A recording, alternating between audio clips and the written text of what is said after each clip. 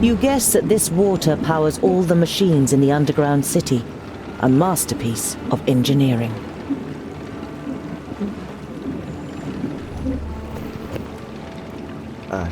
Hello.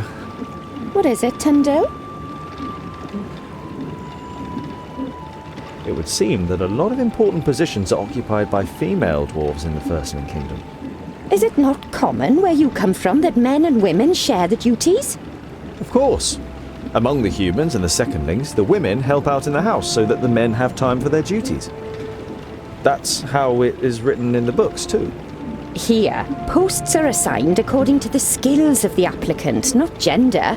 It's only natural that the most important posts are occupied by women. She winks at you and gives you a knowing glance, although the whole thing still befuddles you. What is it like living with the Firstlings? I haven't seen much yet, but many things seem to be different to life with the Secondlings in Ogre's Death. I can't make any real comparisons either. I grew up here and have never left our kingdom. I can hardly wait to see the halls of the Fiflings. They were the best smiths before we took on the mantle. Don't expect too much. Their halls have been in the hands of the enemy for over 1,000 cycles. I read that the orcs avoid the stronghold, as if there were a curse on it. Even reading doesn't seem to be frowned upon among the Firstlings. You feel at home here. But that isn't only down to the books. See you later.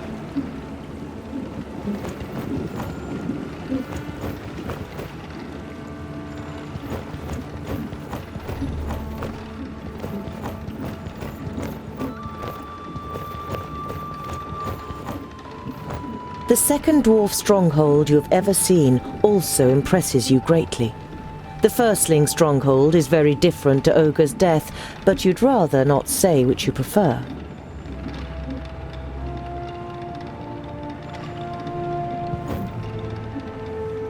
Ah, Tungdil. I was wondering when you would pay me a visit. I thank you, and Jeroen. You appeared at the right moment. May I, ask why? It was down to you. Your speech about the responsibility I owe to my realm. Lot Yonan was a good teacher. Her face darkens when she thinks of her old companion. There are 100 reasons that Nodon deserves to die. That is why I went back to the Secondlings and took another look through the books. I discovered a passage that said Keenfire can only take its effect against evil when it is wielded by a foe of the Undergrounders. A foe of the Undergrounders? It's going to be difficult to persuade an orc to help us. I didn't mean to eavesdrop, but I think I might have an answer to the problem. The Alpha are also your foes, aren't they? What the... Half human, half elf. My mother bequeathed me her gifts and her weapons. I got very little from my father, but his eyes are an advantage.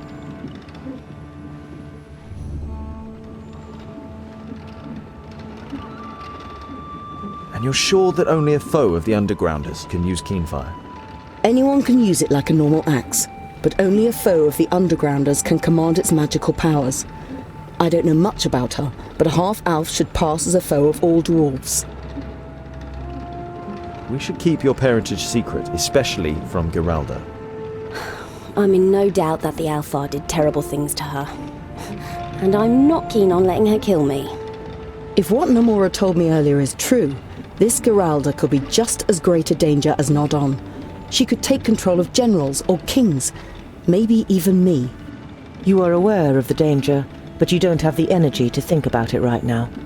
You push the problem aside. Then that's agreed. We will keep Namora's secret to ourselves. All right then. You will wield Keenfire in the battle against Nodon. But we're going to have to make it first. You said it. The actress takes her leave with a little nod. How are things with Jeroen? Could you help him? He's doing well. He should be back to full strength after some rest. You still don't know what kind of being is hidden under the armor, but the Mager's powers seem to have done a good job. The Firstlings have offered to improve his armor, and when one of the best smiths in Girdlegard offers something like that, you should definitely take them up on it. How are you and your powers? You look a little exhausted. I won't lie to you. It has already been too long since I was in a place where I can draw new strength. My power is trickling away like water from a leaky pipe. Is that perhaps a way to weaken Nod On? No, I wouldn't count on that. Even if we could keep him away from the magical realms, the being that lives within him has given him unknown powers. How was Sinthras able to overcome your shield? Can Alfar use magic? No, certainly not. I don't know much about their people, but I think they have innate powers. Conjuring darkness, extinguishing fire, changing dreams. Little things that fill humans with fear and ensure the potency of terrifying legends about their people. Sinthrast used a trick, not a spell. We killed 2 Alfar near Sovereignstone. They had crystals on them which they had received from Nod On to protect them from the spells of the Magi. He must have used a stone like that. Take some rest. And I hope you'll still be here at dawn. The Mager gives you a reproachful look. Don't worry. We'll stand by you until this expedition has reached its destination. It feels good having the Mager and her companion at your side again.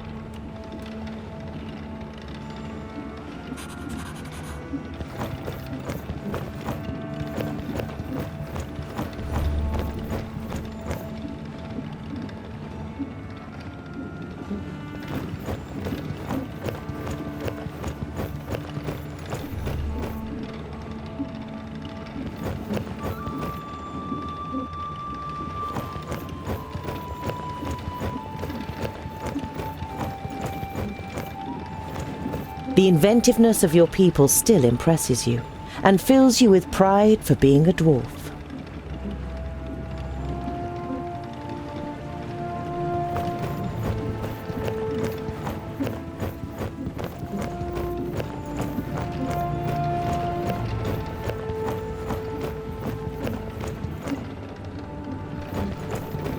Geralda looks depressed. You look like something's bothering you.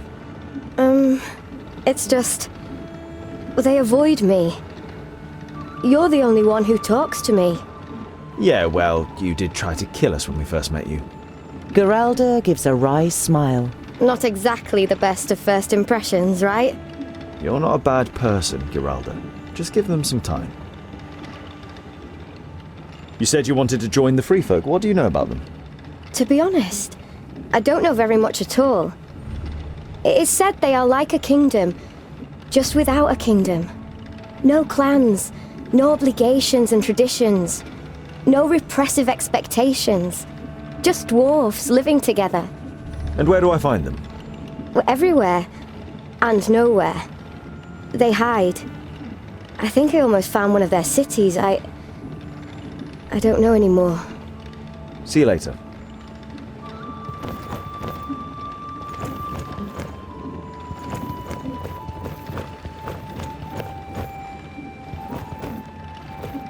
Namora, may I speak with you?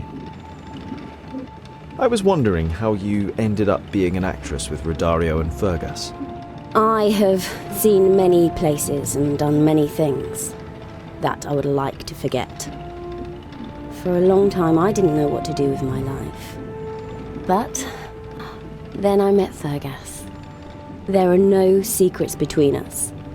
I have never had to pretend with him. He introduced me to Rodario, and I feared the worst, but he was delighted.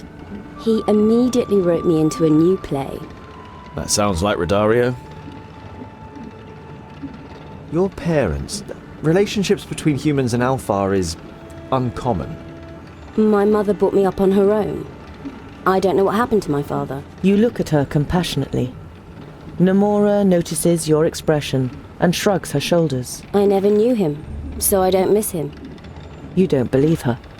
You never got to know your parents either, but you still miss them even though Lot Yonan raised you. This might be a strange question, but do you sometimes wish... That I wasn't half elf? Of course I've thought about it. But what's the point? This is how I was born, how I am, and it's something I can't change. And well, perhaps it might now serve some benefit for the first time. My heritage could be the key to saving Girdlegard. See you later.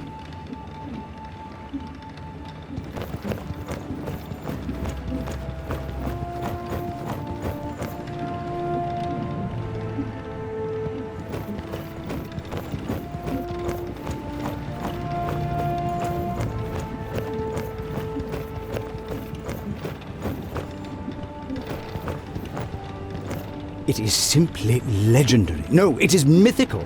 We definitely need a large theatre so we can convey the impression of this grandeur to the spectators. It's going to be difficult, but we'll manage it. But it will be more expensive. It would appear you like it here. Ha! Like it? It is fabulous. I almost feel like giving up. Not even the best of illusions could possibly imitate this. But say, what brings you to us, Tungdil? Why didn't you say that Namora is half-elf? If our spectators knew, they would run away screaming. So I'm sure you'll understand that we couldn't tell a group of armed dwarves either. You have to admit that you don't know how you would have reacted if Namora had revealed herself in Mifadania.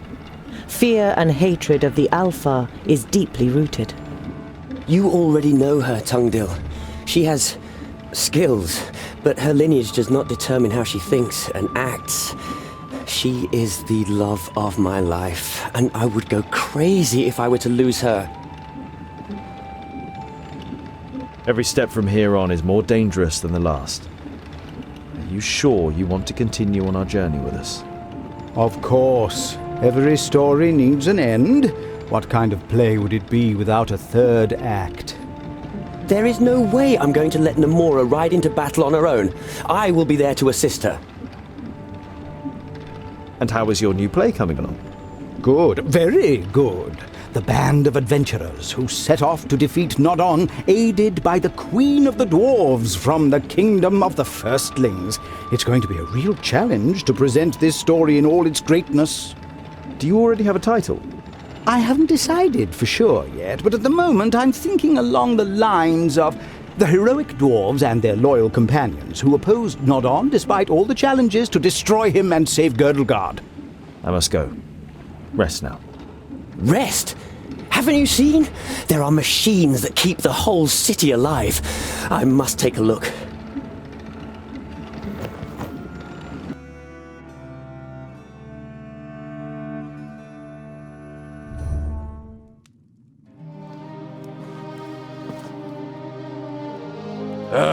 Tungdil. How is he? He's lost a hell of a lot of blood. The crazy glint in Boindale's eyes has given way to serious concern. I'm doing fine. You must rest, brother. Stay on your back so the wounds can heal. Fortunately, he hasn't lost his pig-headedness. As long as he has that, he'll come through. Boindale forces a grin, but you can imagine what he's really thinking and feeling. I thought Andakai was going to look after him. Didn't her magic help? We don't want her help. Magic is no use. And we certainly don't want anything to do with Samerson. You know there is no point arguing with the twins about magic. There is too much of a fine line between conviction and stubbornness. Boindale would rather die than be healed by the Maga. We'll have to go on without him. He won't manage more than 100 paces without dropping down dead the state he's in. No! I'll manage, Scholar. Just give me 2 orbits, then I'll be fine. It's just a scratch. Boindale tries to stand up, but he doesn't have the strength. You shake your head. Stay here and recover, Boindale. We'll meet you again in time for the big battle against Nodon. You have done your bit. But where one of us is, the other is too. It is the greatest deed that has ever been carried out by our people. Oh. It would seem you are right, Scholar.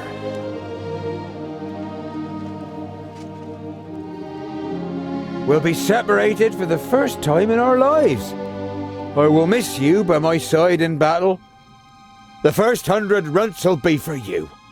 You will have to protect him and the others on your own now, brother. Don't take on too much. And rein in your frenzy. You must control your anger better than you usually do. Promise me. I promise. Tears run down the bearded cheeks of the two twins. They have never had to part like this before.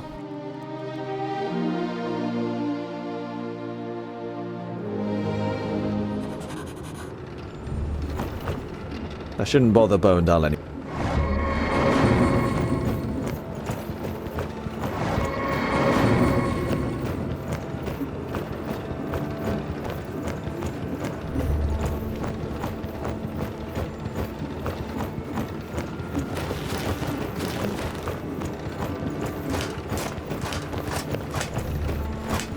I've gathered all of the metal we need for Keenfire. I'm ready to depart.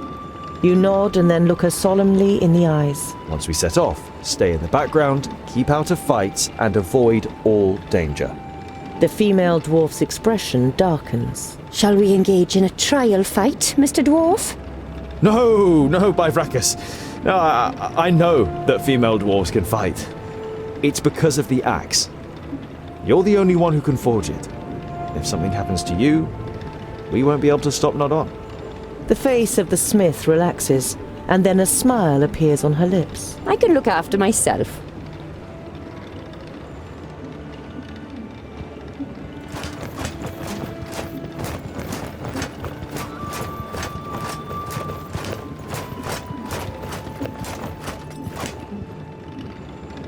Greetings, Queen Zamtis. The queen bows her head slightly, prompting you to speak.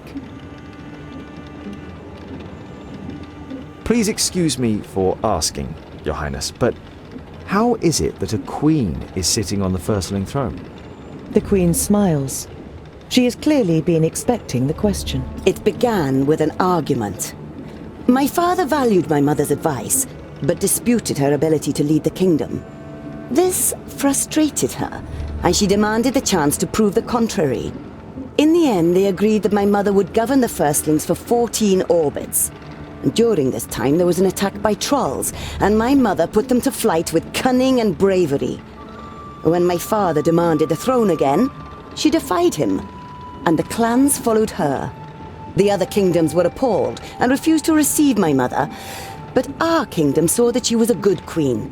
And when she died 230 cycles ago, the people demanded that I should follow her onto the throne.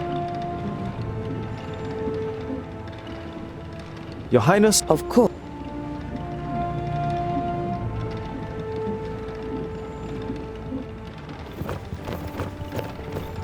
You have never seen such an open, light and airy construction. It was obviously built by the hands of a master. The steel is inlaid with gold, silver, vercassium, and all the other valuable metals that the firstlings have dug out of the body of their mountains.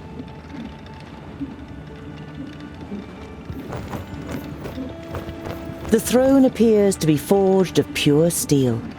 You involuntarily search for impurities or defects, but the smithery is impeccable. The royal guards are dressed in magnificent armor. Not only can they fight effectively in it, they also don't look out of place in the throne room.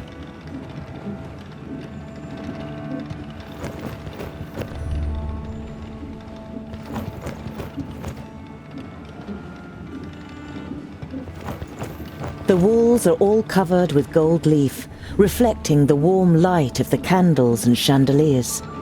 You have never seen a room like it before. You couldn't even have imagined something like this. greetings, Queen Zamtis. Is everything ready for our journey to the Kingdom of the Fifthlings? We have provided wagons for you and your companions. Are your preparations complete? Yes, we are ready. The Queen nods slowly. Rally your companions. I will march east with my host, but don't be misled. The fate of the perished land is in your hands, not mine. May you succeed and return unhurt. Vrakas be with you.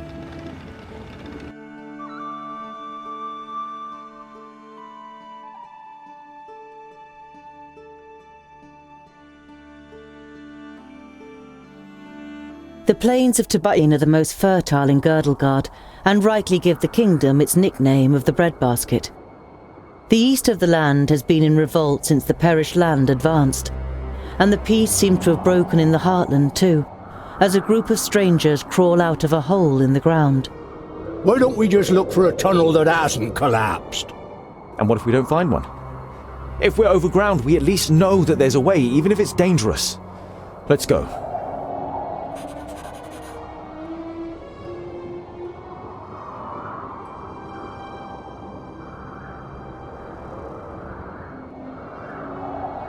Rudeka is, contrary to what the name suggests, a large city. If Rodario is to be believed, more than 70,000 people live here. a number that you find it hard to even imagine. But while you walk through the streets, you don't doubt that it's the truth. Never before have you seen such huge masses of people. If we are looking for somewhere to quench our thirst or for a roof over our heads, then I would recommend the Golden Well Tavern. And we can find everything we need for the rest of our journey at the Big Market. Just say where you want to go, Tungdill, and I'll show you the way. The Big Market at the city's south gate certainly lives up to its name. You have never seen a market on such a scale. Stands, large and small, as far as the eye can see. Everything you could possibly need can be found here, as well as plenty of things that seem to have no use at all. While you push your way through the crowd to get to the trader Rodario wants to introduce to you, you overhear two peasants talking about elves. No, I tell ya, it was elves. Pale skin, pointy ears.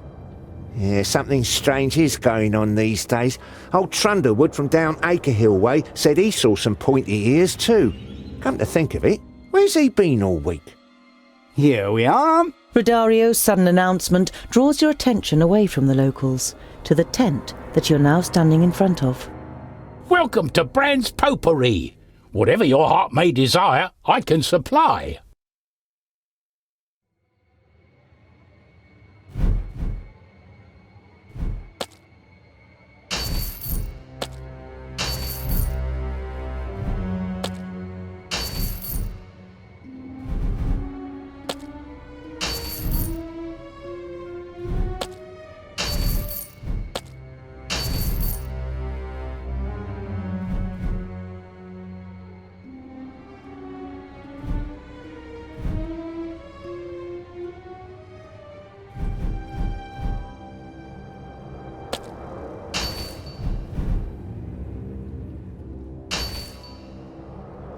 You follow Rodario through the lively streets until he reaches a run-down two-story building. You hope that this dump isn't the tavern that Rodario recommends. You prepare yourself for the worst, but the inside of the tavern surprises you all. The walls are clad with dark, finely ornamented wood. The floor is clean, the tables are weighed down with good food, and a hot fire is burning in the fireplace. One should never judge a book by its cover. The guests look you over full of curiosity, and many nod a greeting. The haggard woman behind the bar greets you loudly. Rodario, you old rogue! What are you doing here? And you've got dwarves with you! I don't see one my whole life and then several come along in the same month. We are on an important mission, Madame Flori, and could do with a place to stay the night. Rodario introduces you and negotiates a good price for a few beds and a night's lodgings. Sorry for asking, but you said you'd seen some other dwarves recently. You're thinking of Gandagar's group and wonder whether they might have reached the kingdom of the Fifthlings already. Yes, a nice bloke from the west. Paid for his room for a month in advance and then disappeared. Travelling lights. The landlady's expression darkens. That was 3 weeks ago. If he doesn't come back soon, I'll have to release the room. You give Namora a sign and sneak onto the first floor. The half-elf appears moments later. To your surprise, she has Balandis with her, who must have caught something of what was said. I want to know who the dwarf who is sneaking around here is. Perhaps he belongs to Gandagar's group. After apologising to various guests for intruding, you are left with just one untried door. Namora picks the lock and you enter the room unseen. The room is bigger than all the rooms in the tavern you have seen so far, and all just for one guest. There are maps, various pieces of notepaper, and 3 notebooks on the table. The notes are partly written in Dwarvish and partly in the language of humans. The 3 of you scan through them until Balandis draws your attention to a map on which the route from the kingdom of the Firstlings to the kingdom of the Fifthlings is marked. What would make a firstling travel to the perished land, or even to the kingdom of the Fifthlings? You believe you've found an explanation. Here, this letter. I have found a way, but I don't know if I will return safely with Star Slasher. That's why I leave to you, dear Barris, my notes, may you, and so on. Star Slasher? You have come across this name in the notes a few times already, but you just shrug your shoulders and throw the letter back onto the table in disappointment. You had hoped to have found out some news on the whereabouts of the other group. A sword. Apparently it was given to Giselbert I and I by a caravan travelling from the other lands. It seems we're dealing with a treasure hunter.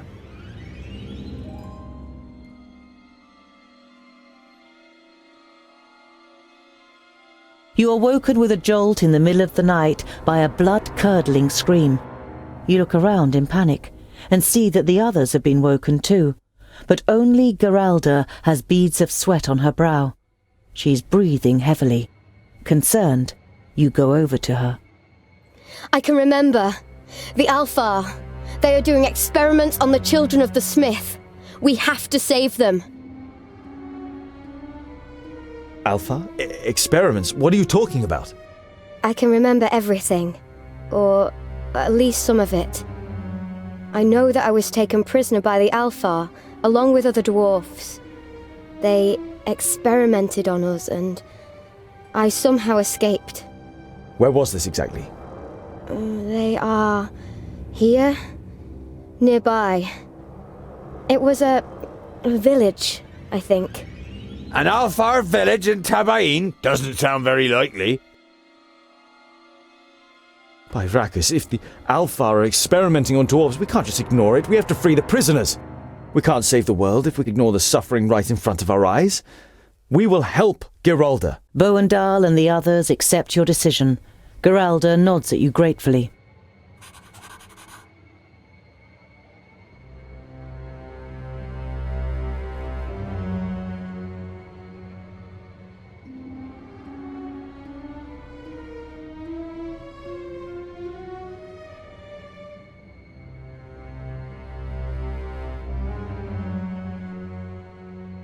When you reach Acrehill, there isn't a single villager in sight.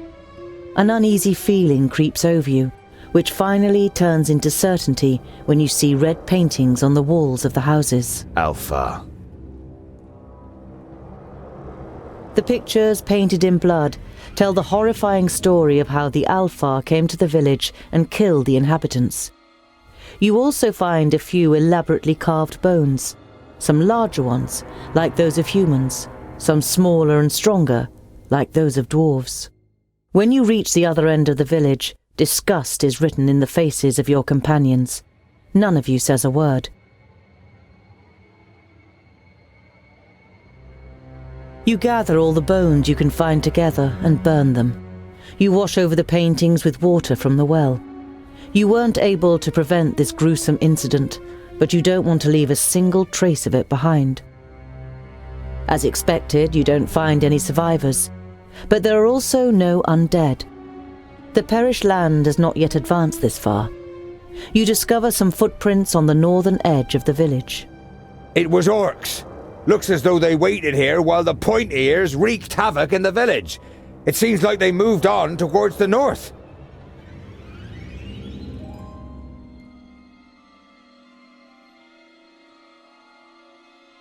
You walk through the villages that once blossomed, but are now deserted due to the advance of the perished land. The colour has drained away from the wood of many of the houses, just as it has from the countryside itself. A carpet of withered plants rustles and crackles under your feet. You don't know if the perished land can ever be driven away again, and even if it can, it is questionable whether people will ever live here again. You sigh and try to drive these dark thoughts away from your mind.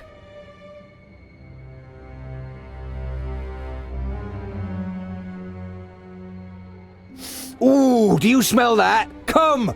Oink, oink! Without even waiting for you, Boindil runs over the hill and disappears behind it.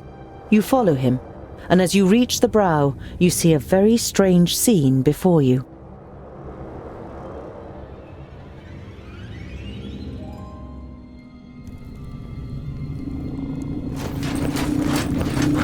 I told you you shouldn't touch them. But I was hungry.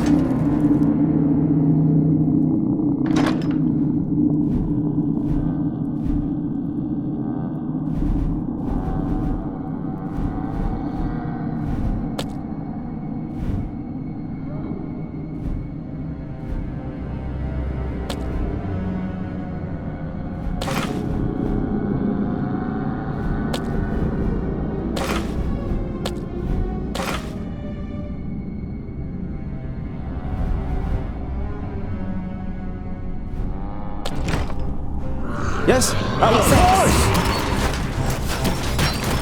What is it? Fought well and yet lost. He hardly put up a fight! Vile creature! What is it?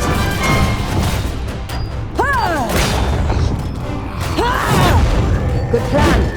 I was expecting more of a battle. That was good trading. And again.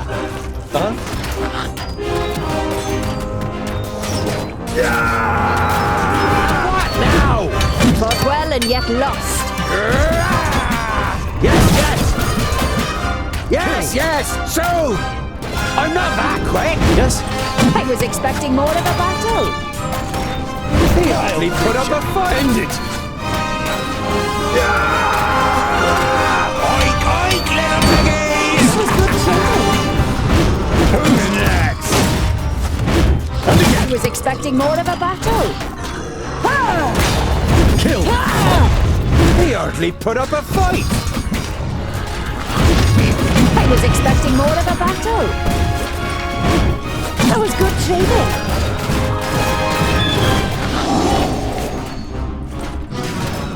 Huh?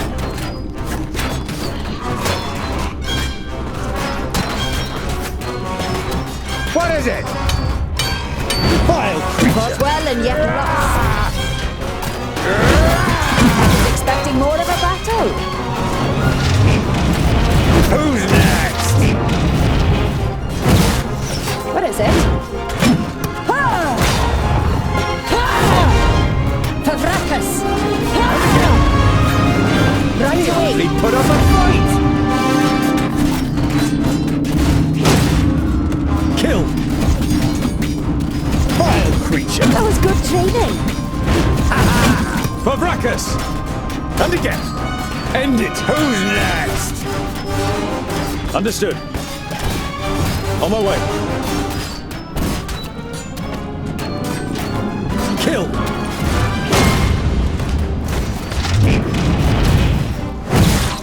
Fought well and yet lost.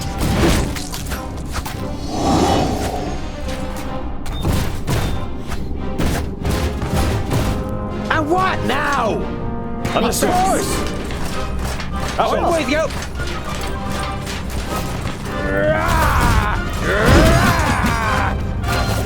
Who's next? Huh? And again.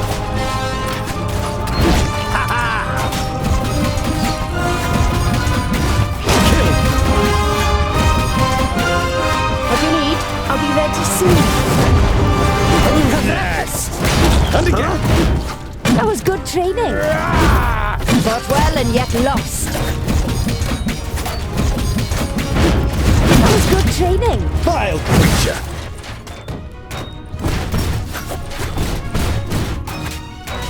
Yes? Good plan. At Sure. once.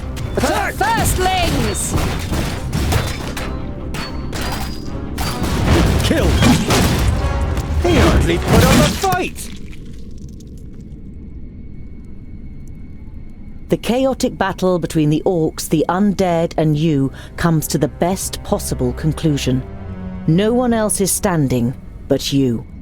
You decide to have a little look around.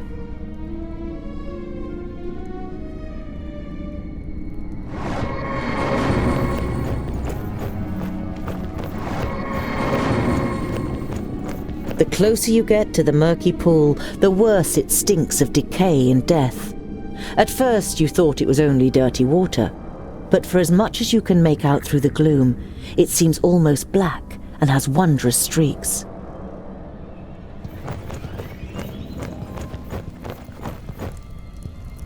It's a map of the surroundings. Not far from your current position is a place clearly marked with a red cross. Is it another orc camp, or even the Alfar camp? You mark the place on your own map.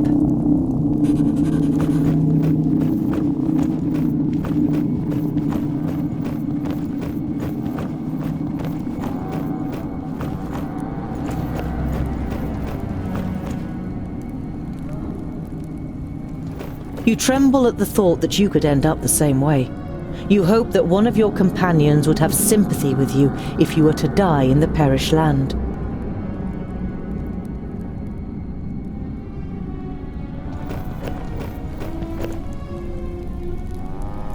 You discover a file that looks like the one Geralda carries with her. Before you can get a proper look at it, Geralda is suddenly standing next to you, and she wrenches it out of your hand. She turns it back and forth excitedly, but then disappointment spreads across her face. The container is empty. Without a word, she goes back to examining the surroundings.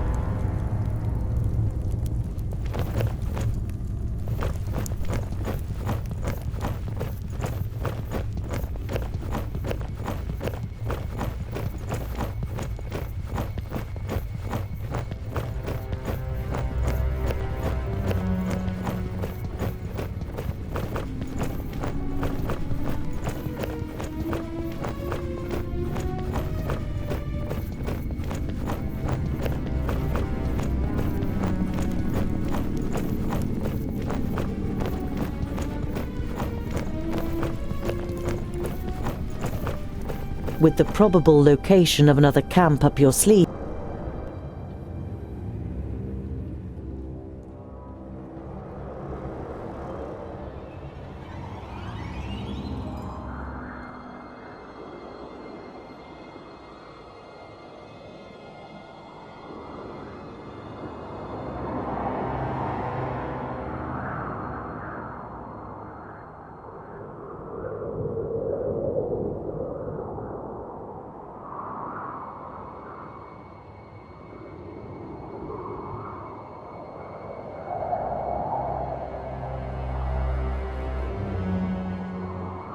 some way from the path, you come across an old campsite between some rocks. A trampled-out campfire and scattered belongings, papers, bottles and a necklace, suggests that the traveller either had to flee in a hurry or was abducted. That is a firstling necklace. I recognise the emblem. It belongs to the clan of the Roughblades. We only know of one firstling out so far west these days, the dwarf whose notes we found in the tavern. Star Slasher. If King Giselbert really did wield this sword, it would be an unbelievably valuable artifact. Just imagine if the sword really existed. It's not worth losing your life for, or, in the worst case, losing your life and then rising again.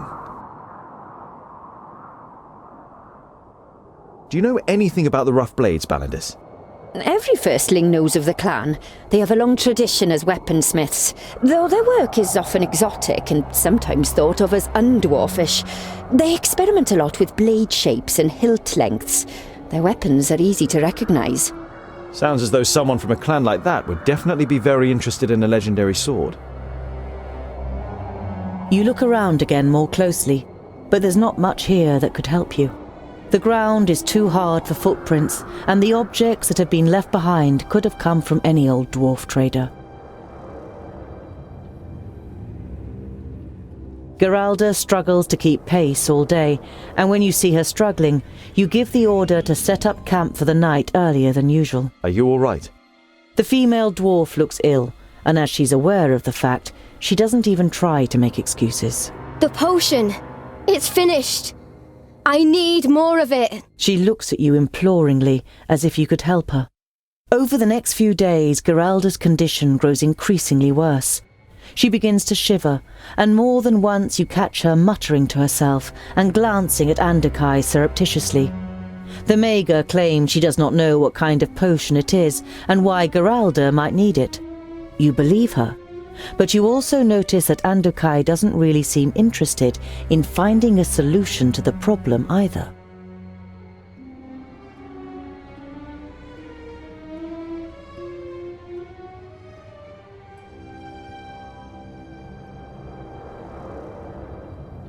You reach the place that was marked on the Orc's map, and judging by the sight you are presented with, there is no doubt.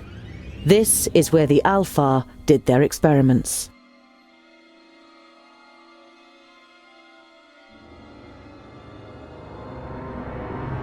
Dwarves! Oh, how glad I am to finally see members of my own race again. How glad I am to see anyone at all who doesn't want to kill me. We're here to save you. We've heard that Alpha are experimenting on dwarves. Where are the others? I am the last one. There's me too. You? Ah! So you escaped? Oh, I should have known it. You're the firstling who set off into the kingdom of the Fiflings to find the sword Star Slasher, aren't you?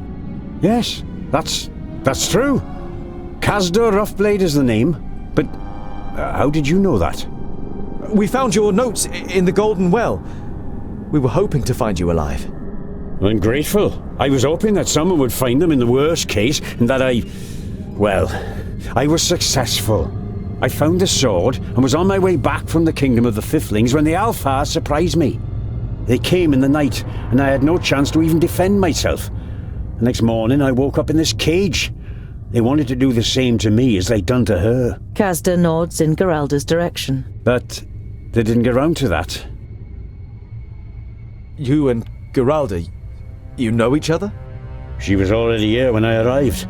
The Alpha did experiments on her. They fed her with a tincture from this device, and then it was as if she was a doll. She had to follow their orders.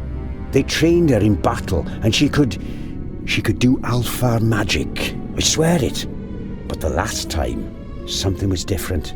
She fought against the orders of the Alpha, beheaded one of them in the end. She set me and the other prisoners free and ran away in the chaos. The Alpha recaptured all of us, apart from her. Where are the Alpha? Oh, forget it.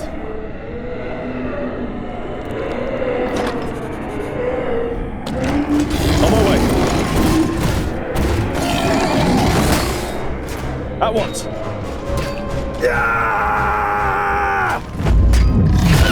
At once. Understood. End it. Vile creature. What do you need? And again. I was hoping never to see a single Shadowmare again after Greenglade. Good job, there was 2 of them then! Ha! Let's have a look around. Maybe there are more survivors, or we might find out something about the potion that Geralda needs.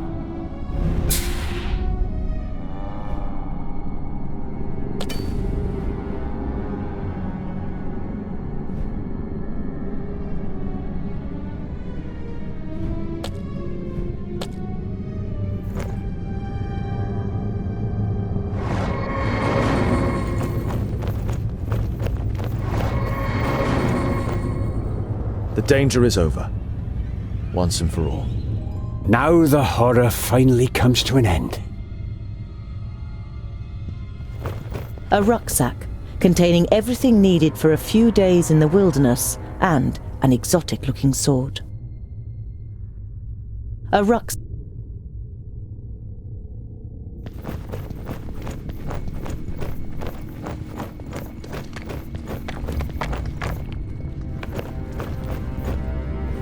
The elf has been beheaded.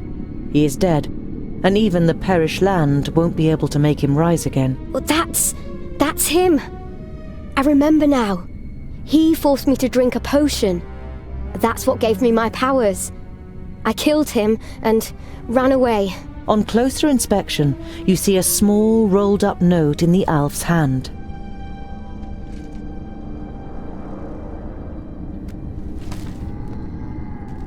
A recipe. If I had to guess, probably for Geralda's potion.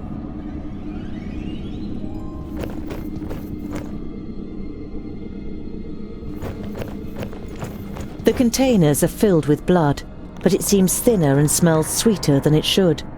Presumably the Alfar have done something with it, either for their potions or to use it as paint.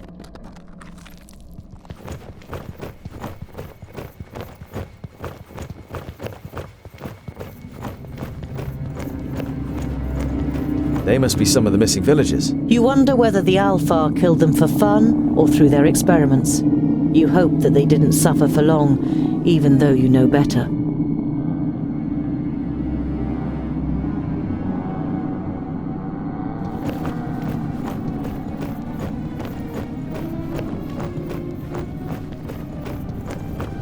You have no idea what to do with the various devices and ingredients, but it should be easy for Andakai, as an experienced mager and alchemist, to brew Geralda's potion.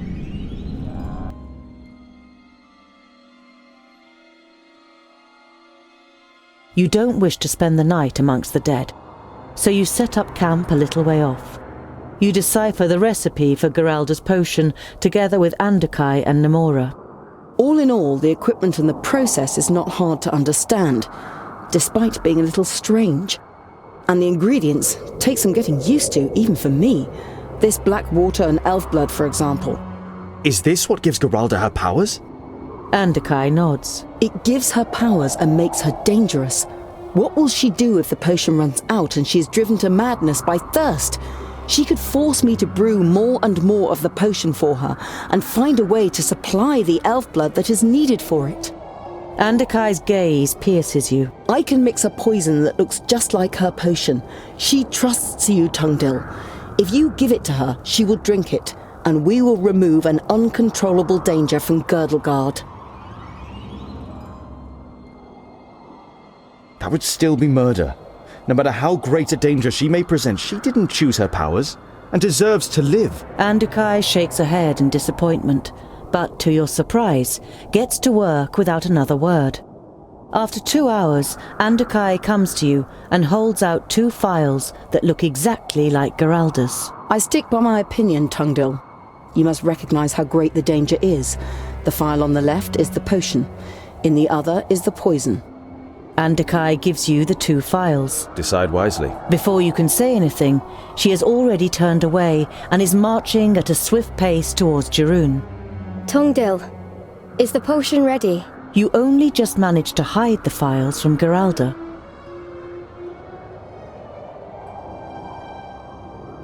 Sure, here's the potion. We followed the recipe to the word. You pass Geralda the poison.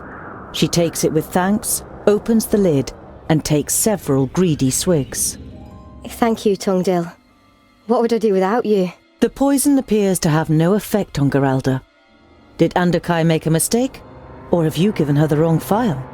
Good night, Tungdil. You nod, and then she retires. Before you can think about what has just happened, someone grabs your shoulder. So you gave her the poison after all. It would seem I misjudged you. I shouldn't have swapped the phials. You swapped them! You were trying to trick me! Be aware of who you're talking to, Tungdil Goldhand. We may be travelling together, but I am still one of the 6. I have ruled over my realm for many years and made many difficult decisions. This was not one of them. She was a product of Alpha experiments and could have become as great a danger to Girdlegard as Not On. She must die, Tungdil. She is too dangerous, not only for this group, but for the whole of Girdlegard. You leave the Mager with a cold glance and go and lie down, but sleep evades you. The next morning you are the first to get up after a short night, and you go straight to talk to Geralda. Instead of the dwarf, you find a letter under a stone where she'd been sleeping. I overheard you and the Mager. I did not wish for what has befallen me. I can't help it. That's why I won't let myself be killed for it. Maybe we will meet again one day. Farewell, and look after yourself. Geralda. You put the letter into your pocket pensively. She has escaped.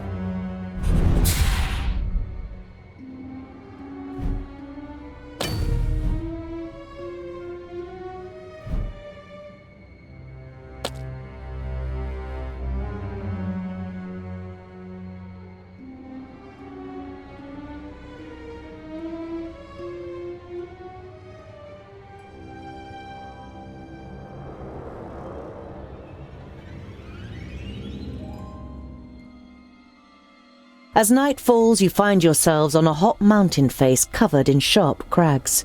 You would favour pretty much anywhere else to spend the night, but it is too dark to go any further. You are woken in the middle of the night by Boindle. Scholar, can you smell it? There are piggies nearby. You sniff deeply, but don't smell anything but the stench of sulphur. But you do see something moving in the shadows and are immediately wide awake.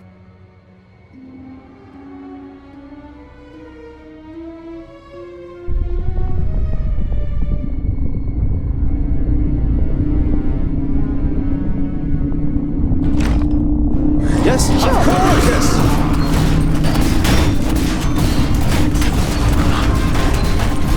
Who's next?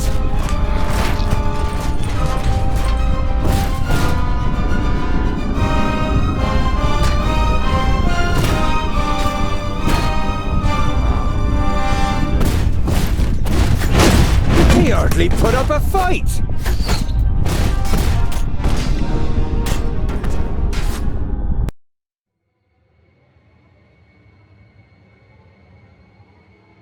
After the battle, you finally have time to catch your breath. You check the others one by one to see how they are. Bavragor seems out of it and is staggering with every step he takes. Bavragor, are you all right? Agonizingly slowly, he turns to face you. Blood is flowing from his mouth and through his beard. I made a mistake. All strength slips from his body and he falls forward. An arrow is protruding from his back. Andakai, Bavragor has been hit! You immediately rush towards him. Balandis, next to you, takes his hand. Too late. The arrow was poisoned. I could feel it. I hadn't planned to return to the kingdom of the Secondlings, but I did at least want to complete my task to die in glory. You won't die, Bavragor. Andakai, can't you? You turn to the Maga, but one look at her face robs you of all hope. She shakes her head imperceptibly. We are in the perished land, aren't we? Let me die. Then I can at least complete my task. My defiance will be stronger than the urge to do evil. Before you can object, Boindil lays a hand on your shoulder. You know yourself how stubborn we are, Scholar. We should grant him his wish. If he turns on us, then I will take care of him myself. You've heard about dead dwarves on expeditions in the Perish Land defying the bloodlust for many days. But you want to find a better way. Bavragor's breathing is becoming shallower, until it finally stops completely. While Balandis is still sobbing next to you, the stonemason rises suddenly. His face is pale and his eyes seem empty. Even death can't stop me. I told you, my defiance is stronger.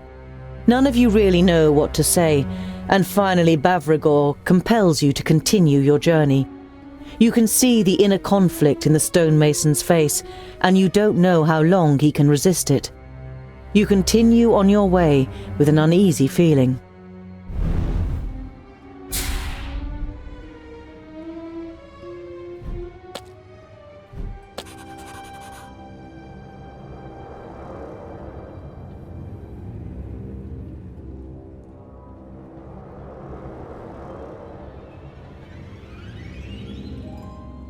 Bavragor has assured you that everything is all right, but since he came back, he has kept himself apart from the rest of the group.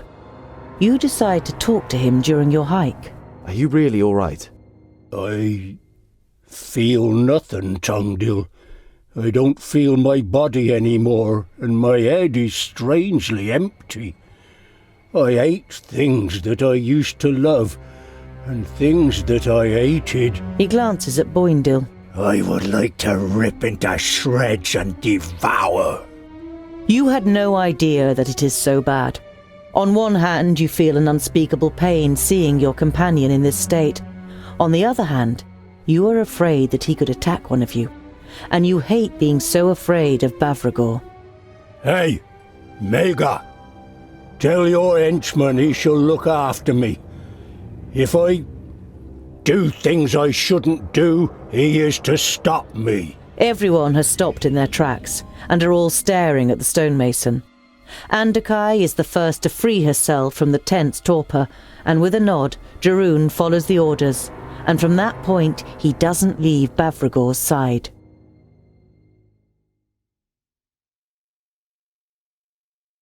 You finally reach the place where Keenfire will take on form, the stronghold of the Fifthlings with the hottest forge in Girdlegard, Dragonfire.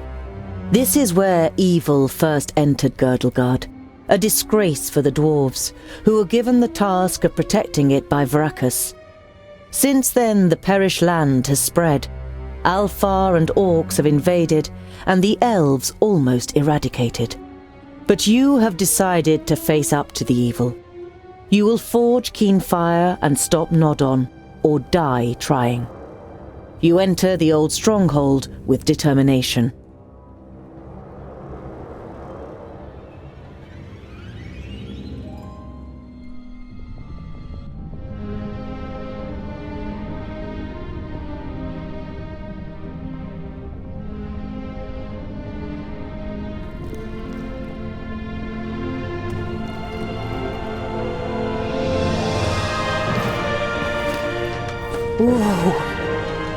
The Fiflings really knew how to build a stronghold! And we're probably the first dwarves in 1,000 cycles to enter these halls.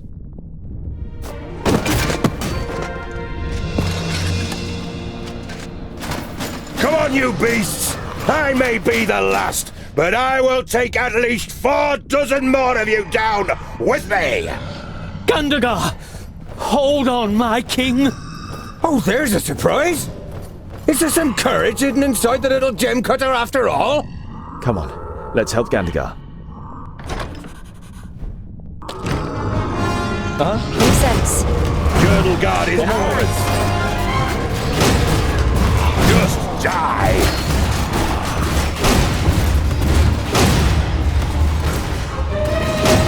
Is it something bad? Hey!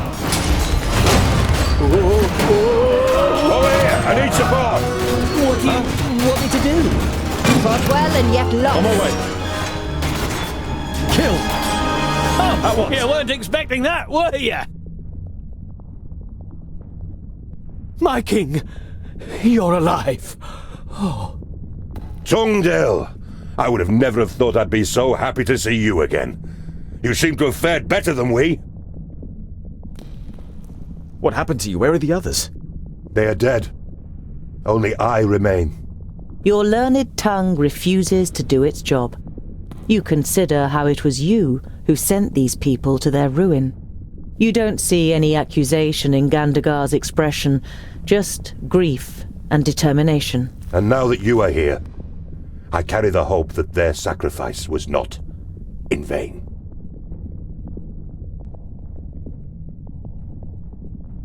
In a few short words, you give account of everything that has happened to you on your way to the kingdom of the Fiflings. Gandagar listens silently and nods now and then. You have done well. You appear to be a better leader than I expected, Tungdil Goldhand. I don't know. Half the time I was advised what to do next. It is our destiny to follow the untrodden path. Leaders take one step after the other. They never stand still. And if you look back and ask yourself, what if, you will never find the courage to take another step. We have to get to the forge. Let's forget our contest and work together. I agree. We have seen the spread of the perished lands, and the beasts of Tion wanted us to keep away from this place. Maybe there is some truth in your story about Keenfire. You tense your shoulders and strengthen the grip on your weapon. Let's find out. Not so fast, groundlings. Are you going to stop us, little man? Even greater armies haven't been able to stop us. An evil grin spreads across the Famulous's face. Oh, I know. But how about this?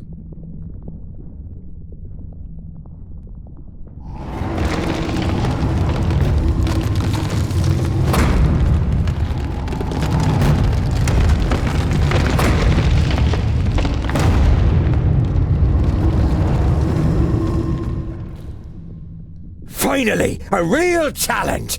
Everyone else keep your hands off it! Understood? Yes?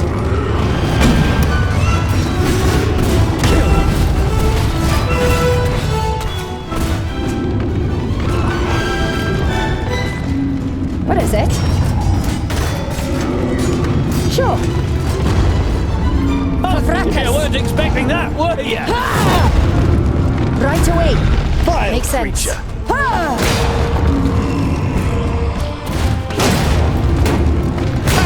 I got one! Yes? Sure. For Vracus! Ha! For the firstlings! Good plan. Ha! Yes, and again. I was expecting more of a battle. That was good training. Huh? Vile creature!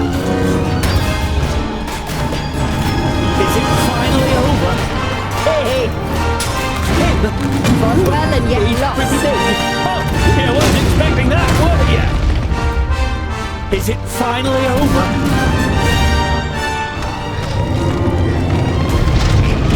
And again. That was good training. What do you want me to do? Yeah. Oh, all right then. Yeah. Vile creature!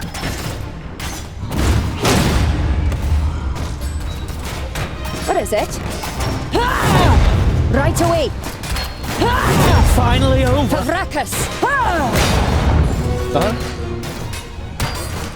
End it! Not well and yet lost. Kill! What do you want me to do? Hey, that was good training. Vile creature! Oh, you weren't expecting that, were you? And again.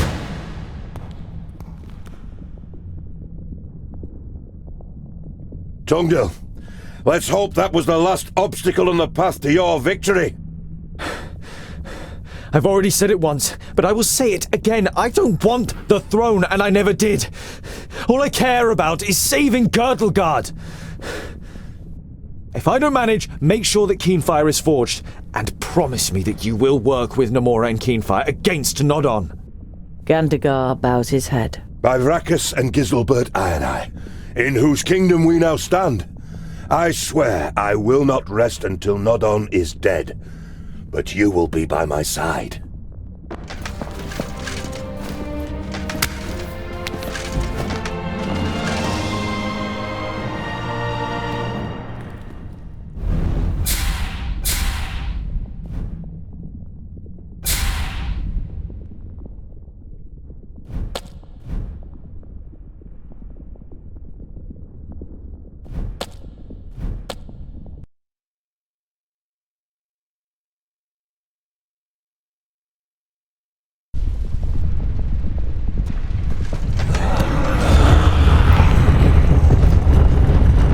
You can't be serious.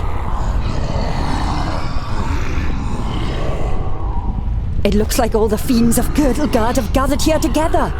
You take a deep breath. We've come too far to give up now. The gate to the forge is at the other end of the hall.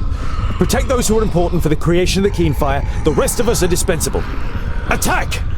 Ah! For Girdlegard! For Vracus! Yeah, oink oink! Here I come!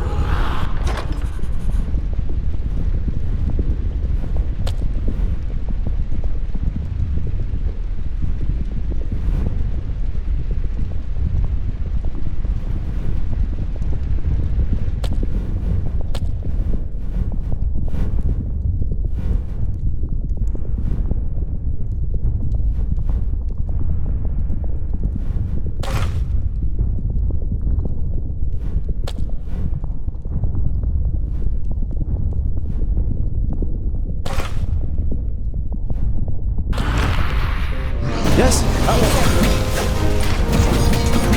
Huh? Yes? Ha! For the firstlings! Ha! Yes? Kill!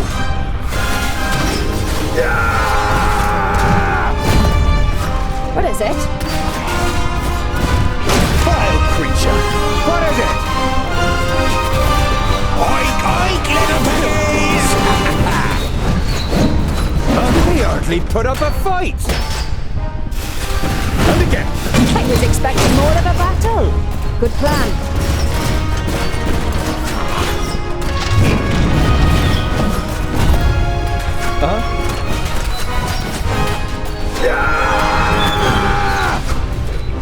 For Vracus!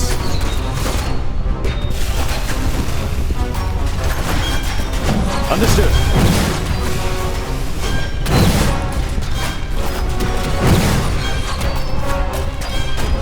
Huh?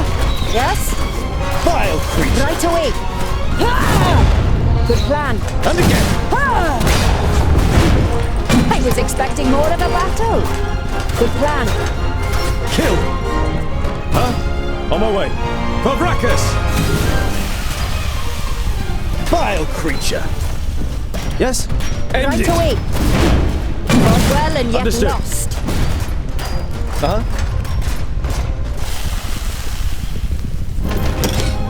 It won't open.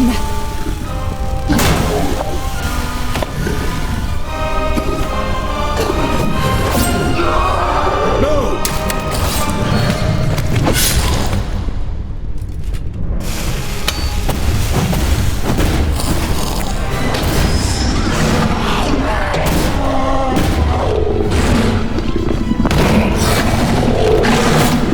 It's about time for a plan, scholar!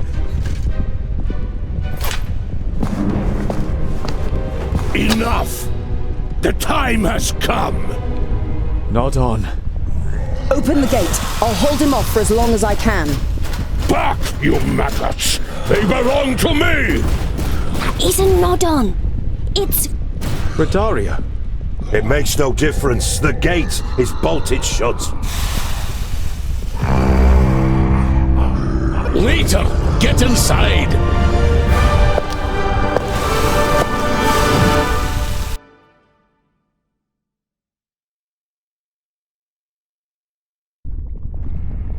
You recognize the dwarf standing in front of you in shimmering armor, because you have seen his features more than once, wrought in gold and vercassium and flaunted on the walls on your way through the kingdom of the Fifthlings. Giselbert Ironeye, the progenitor of the Fifthlings. Welcome, whoever you may be. I hope your coming is a good omen. You look at the 10 dwarves with their pale faces and eyes that seem slightly vacant, as if they were in a trance. They are wearing wonderfully crafted armor, and the resolve that Vracus gave his people can be read in each and every face. It really is you, isn't it? We are the last of the Fifthling clan. We have defied the hordes of evil since the downfall of my realm. We fell against the Elfar and were brought back to life by the perished land, but instead of serving it, we fought against it.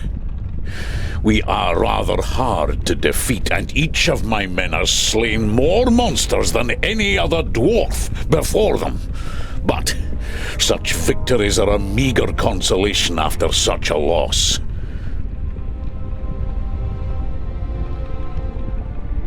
And you don't feel any hate towards other dwarves or all things living? You are thankful for the old king and his men, but you experience firsthand what power the perished land exerts over those it has in its grasp.